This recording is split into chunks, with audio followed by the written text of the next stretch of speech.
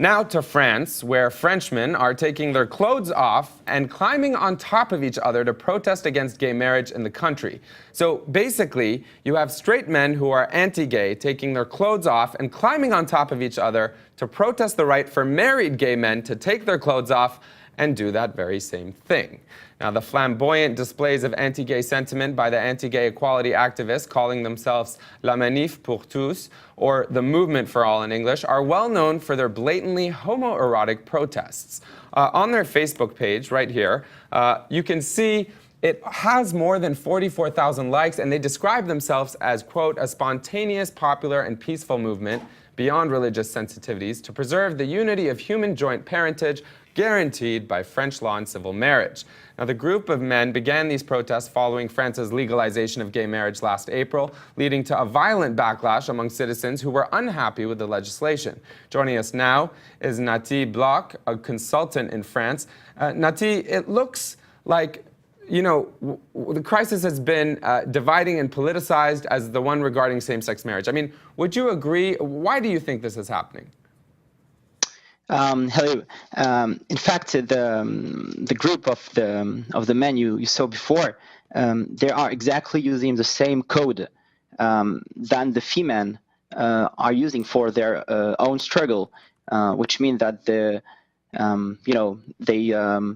taking position in naked, without clothes, in a very sexy way. It's also a matter for them to legitimate what they are doing, saying that we're not a violent group of people.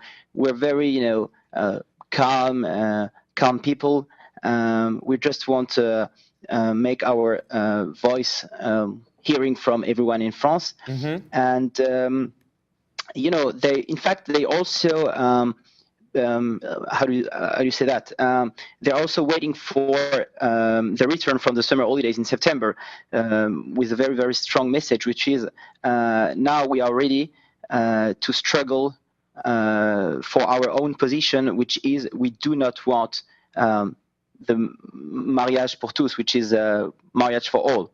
We don't want same-sex marriage. Right. And so, when we look at their Facebook page, you see a lot of families, a lot of children. These are some of the photos. Yes. I'm just going to click through here, devant la piscine, in front of the pool. I don't know what it says on their chest. Can you make this out? What does this mean? ONLR? It means in French, on ne lâche rien. Oui. Which is keep on struggle. So the movement is raising important questions, and when they're saying keep on struggling, I mean, the law has been passed. What do you think is the degree of acceptability around this law over there in France? I mean, they know,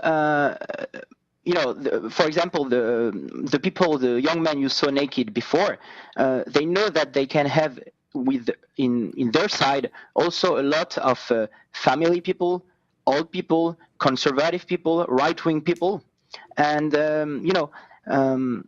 just trying to make the movement a bit younger than it was before, saying that anti-gay marriage is not just a question for old people and conservative people and family people. It's also a very important question for young workers and active people that want to, let's say, keep the family model, and they don't want, kind of trouble in the way the society is running.